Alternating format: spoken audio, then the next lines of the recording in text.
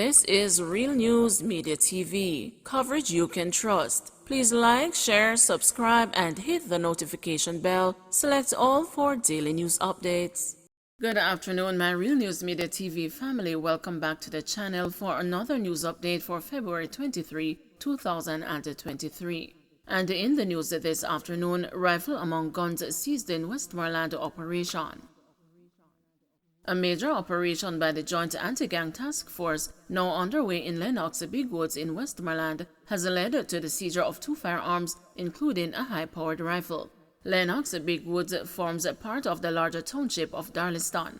A police source told the news that there has been a recent upsurge in criminal activities in the community. On February 3, the police reported that thieves stole an automated teller machine from a service station in Darlington.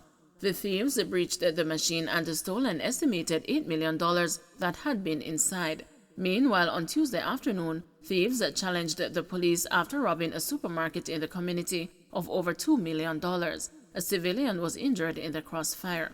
The police source added that the operation is ongoing. 1 dead, 2 injured in fiery St. James crash. A man has succumbed to injuries sustained during a motor vehicle crash on the Rosal Main Road in St. James on Wednesday night. The collision, which took place near the Spot Valley intersection, involved a Toyota Corolla and a Nissan Wing Road. The dead man was traveling in the Toyota, which burst into flames following the impact. After the crash, the man was seen on the road bleeding profusely. He was subsequently taken to hospital, and according to the news sources, he later died from his injuries. A man and a woman who were traveling in the Wing Road were taken to hospital with varying injuries. Their status is currently unknown. Both were reportedly thrown from the vehicle and ended up in a nearby ditch. Passers-by pulled the woman from the ditch and took her to hospital. It is unclear how the man got to the medical facility. Investigations continue into the crash. Higgler accused of Tivoli Gardens shooting of cop and a 12-year-old boy freed. A Higgler who was accused of shooting a policeman and a 12-year-old boy in 2020 in Tivoli Gardens in West Kingston was on Monday freed in the gun court. Dujon Peter, 34, of Tivoli Gardens was freed of charges of shooting with intent, wounding with intent, and illegal possession of a firearm after Justice Judith Pusey upheld a no-case application from his attorney Richard Lynch. Peter had been in custody since February 20, 2021, when he was caught at the Sangster International Airport in St. James trying to leave Jamaica for Panama. The police had reported that about 12:55 a.m. on March 16, 2020, a team was on mobile patrol in the community when they saw Peter and 2 other men. The police in return fired back at the men, however they escaped. A 12-year-old boy and a police constable were injured in the incident. A year later, Peter was arrested at the airport and subsequently charged. Lynch, during his no-case application, argued that the prosecution's 4 main witnesses, who were police personnel, were severely discredited in relation to how the shooting unfolded. He also argued that Peter's right to a fair trial was compromised because of the non-disclosure of an undated police statement. The judge agreed and the submission was upheld. No charges yet in Nikita Noel case. There is still no one charged in connection with the death of 9-year-old Nikita Noel, who was found dead in Hanover 3 weeks ago. The person of interest remains in police custody.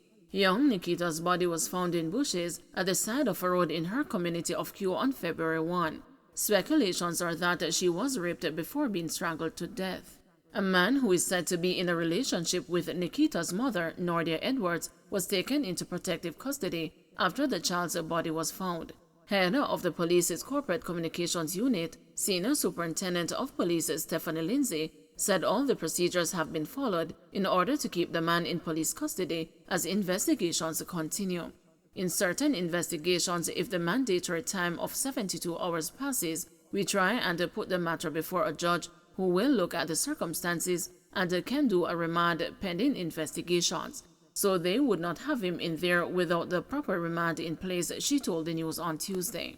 SSP Lindsay said the police are awaiting the results of a post-mortem conducted on February 10 as well as the results of a forensic examination of items submitted. After that, then the investigators will make a determination as to how they proceed next, she said. 3 weeks ago, Assistant Commissioner of Police in charge of Area 1, Clifford Chambers, spoke of the ties that the man in custody has to Nikita's family. We know that the mother's intimate partner, they had an issue between them, and that is one of the lines of inquiry which is being followed, ACP Chambers told the news then. Nikita, who family members fondly called Johanna, was a student of Esher Primary. She reportedly traveled from school with her usual taxi driver. She and other passengers exited the cab at the usual spot, the foot of a dirt road, leading up a hill to where her family lives. The child's mother raised an alarm after she did not return home and could not be found. Community members and the police launched a search, and her body was found a few feet from the entrance to her house. Chang wants end to horseback riding on swimming beach, public order restored in Negril. National Security Minister Dr. Harris Chang says there will be a public order reset in Negril, Westmoreland, as part of the effort to protect the image of that resort town. Chang, who had a private meeting with 13 business leaders aligned to the Negril Chamber of Commerce, the Jamaica Hotel and Tourist Association, the Negril Destination Assurance Council, and community leaders from Whitehall on Tuesday night, said that while he has no plans to put anyone in jail or destroy their products, illegal activities would not be tolerated on the beaches of the town. Business leaders have been complaining about the breakdown in public order and illegal activities in Negril, especially as it relates to vending and the people racing their horses along the popular 7-mile white sand beach. Vendors just overwhelm the beach, and that is a problem. We are going to look at how we can organize it, Chang told reporters following a closed-door meeting. Horseback riding, Chang acknowledged, is a popular activity and has revenue-generating potential, but he stressed having the animals racing on the beach exposed the people to danger. People riding horses on the beach cannot be accepted. We don't want to wait until somebody rides into a baby and you get 2 or 3 deaths, he said, noting that the public order issues were among the topics discussed with the stakeholders. I had a full briefing from the members, and the citizens are all keen on ensuring that there is good order in Negril, that the character and the quality in Negril as a resort is retained, Chang said. While not providing a timeline on the commencement of the planned activities, the minister said that a fulsome discussion is to take place with Police Commissioner Anthony Anderson to ensure that the appropriate steps are followed. Negril has challenges, and we need to have a policing system that can accommodate all the entrepreneurial spirit here and still do so in good order, protect the properties and the peace in the area, from the beach to the streets to the homes, said Chang. I will be having discussions with the Commissioner of Police, and I know he will visit Negril very soon to see for himself, continued Chang. Negril is still a creative and energetic destination. It is one of the best places to visit, and we want to make sure there is good order in Negril. Elaine Allen Bradley, president of the Negril Chamber of Commerce and Industry, told the news that she and other stakeholders are now feeling more comfortable with the assurance that corrective actions will be taken to restore public order. Chang has assured us that he is going to take some of the things that we said and work on it, including getting the commissioner to come and to talk with us, and then we will move from there, said Allen Bradley.